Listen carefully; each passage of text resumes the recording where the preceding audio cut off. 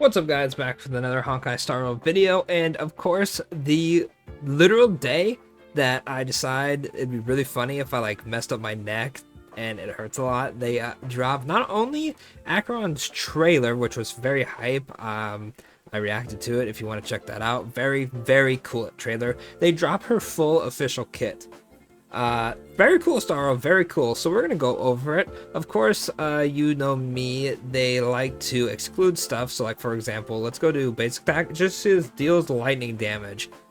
It'd be very cool if its head deals, you know, yada yada lightning damage to an enemy. The reason I'm not a huge fan of this is because her basic attack could be, most characters are 100% of their attack, by the way. She could be like, deals damage equal to 500% of her attack, 700%, 2%. We don't really know, so I like to use a site that shows us the percentages, but it is all legit. The animations are so good, by the way. Actually, like, this is top grossing. Like, I'm telling you right now, if we don't get top grossing, FGO has to be just doing some crazy stuff, because I don't understand. She's so cool. I can't wait to summon. Anyway, let's go over her kit. So Acheron is a lightning nihility character. And if you're wondering what her max energy is, it is 9 because she has a special gimmick. She's so cool. Alright, so her basic attack deals lightning damage equal to 100% of her attack to a single target. Her skill, she gains 1 point of Slash Dream, inflict 1 stack of Crimson Knot on a single target enemy. Let me double check really quickly, because I remember last time they changed one thing. Where is the skill on here? Always good to, okay, it's full legit, because I remember they had like an untranslated one, so it was like the Japanese name, and then I was like, what the heck? Anyway, gains 1 point of Slash Dream, inflicts 1 stack of Crimson Knot on a single target enemy, deals lightning damage equal to 160 of Acheron's attack to this target, as well as lightning damage equal to 6% of Acheron's attack to adjacent targets. This is a blast attack. Then we have her ultimate, which, man oh man, that is a paragraph. Sequentially unleash Rainblade 3 times and Stygian Resurge 1 time, dealing lightning damage equal up to 372% of Acheron's attack to a single target enemy, as well as lightning damage equal to 300% of Acheron's attack to other targets. Rainblade deals lightning damage equal to 24% of Acheron's attack to a single target enemy and removes up to 3 stacks of Crimson Knot from the target. When Crimson Knot is removed, immediately deals lightning damage equal to 50% of Acheron's attack to all enemies. For every stack of Crimson Knot removed, the damage multiplier for this is additionally increased up to a maximum of 60%. Then Stygian Resurge, which is like the final hit, deals lightning damage equal to 120 of her attack to all enemies and removes all Crimson Knots. Crimson Knots cannot be applied to enemies during the ultimate. Yeah, her ultimate is so like cinematic. It's so cool, man. And then her talent, when Slash Dream reaches 9 points, the ultimate can be activated. During the ultimate, reduces enemies' toughness regardless of weakness types, and reduces all enemies' all-type resistance by 20%, lasting until the end of the ultimate.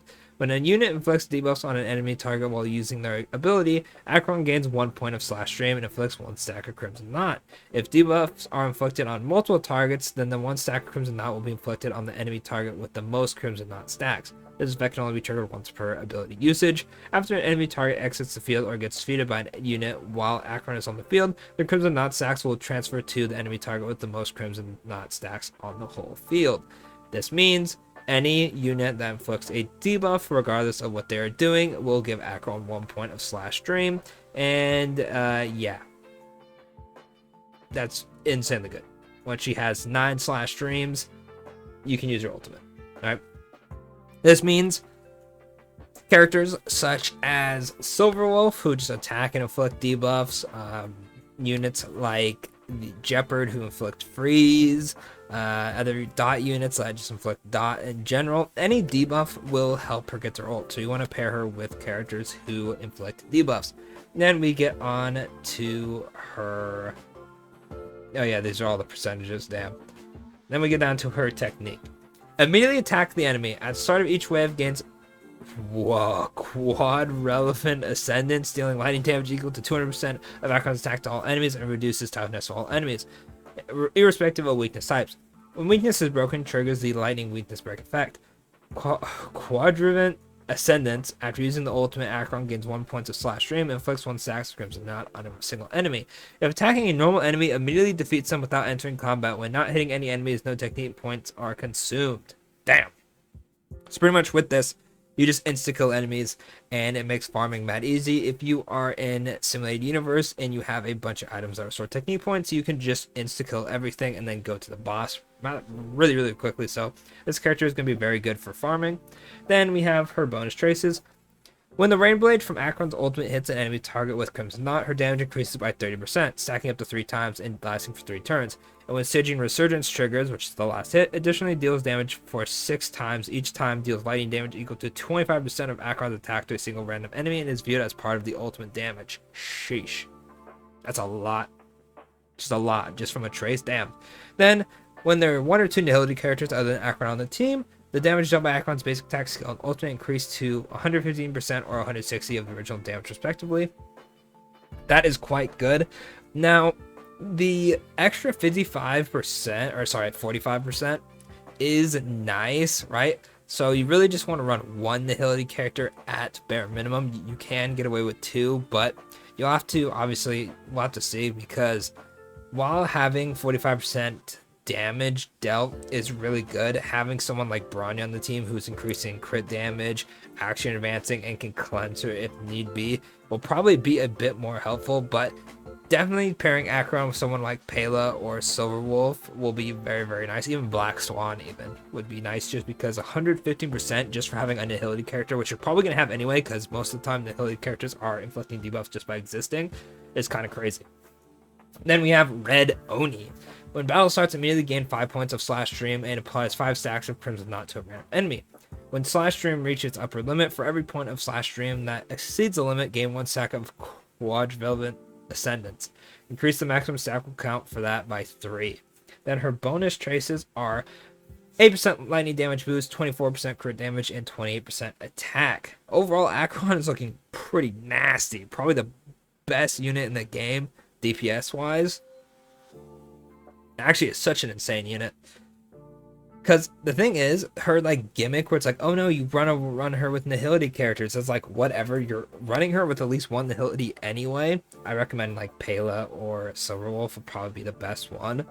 Just because Silverwolf could easily just attack and you're good to go, right? Pela gets her ult really quickly. AoE hit, defense shred, very good.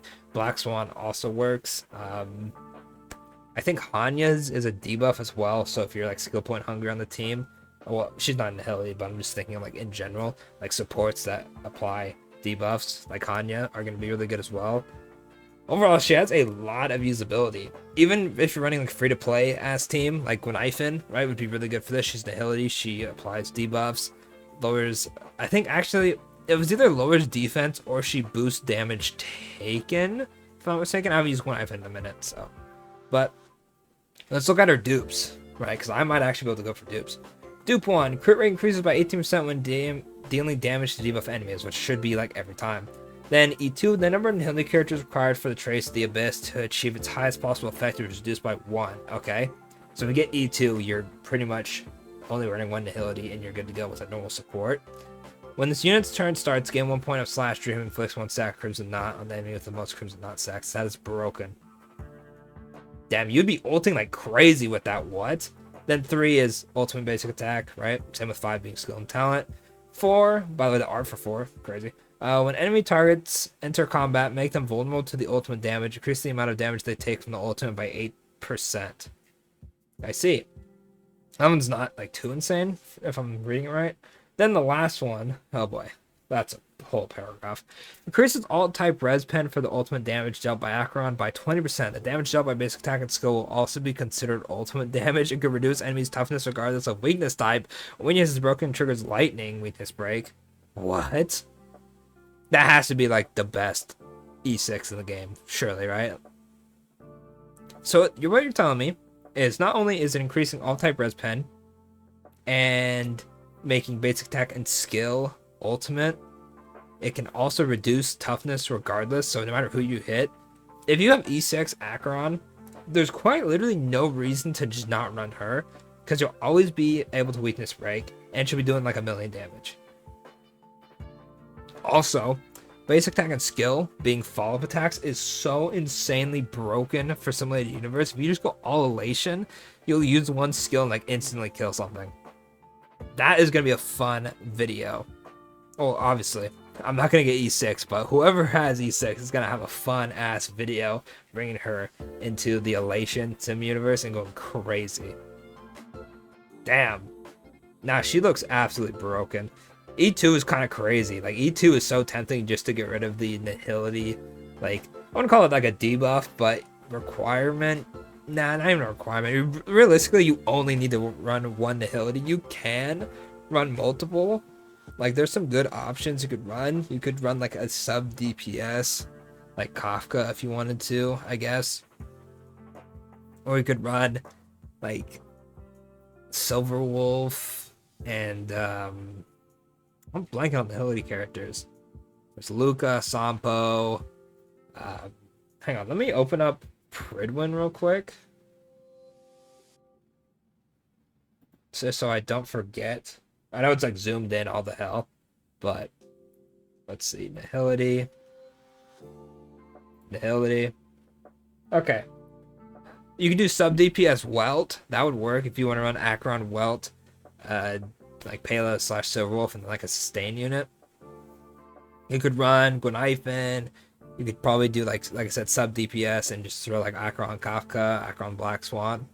I mean, there isn't like a crazy nihility like support character that like buffs your team. So if they ever drop a nihility character that is just like, you know, a harmony character in disguise, that'd be insanely good for Acheron because you can run that. But if you get E2, you're eating because you just run Acheron, you know, Pela / Silverwolf, and then you'd run a support like Bronya, Sparkle, whoever, and then you just run your sustain unit, and you're pretty much clearing every single content unless there's like a special gimmick to it. Overall, very, very busted character. I would not be shocked if Acheron was #1. I think she is probably going to be the best DPS because her restrictions, right? Like Jinglu, you had to transform with her. Danheng, skill point hungry, you need Sparkle, right? Acheron's like debuff in a sense is you can't use energy to get her ult, but there's like a million other ways to get her ult quick.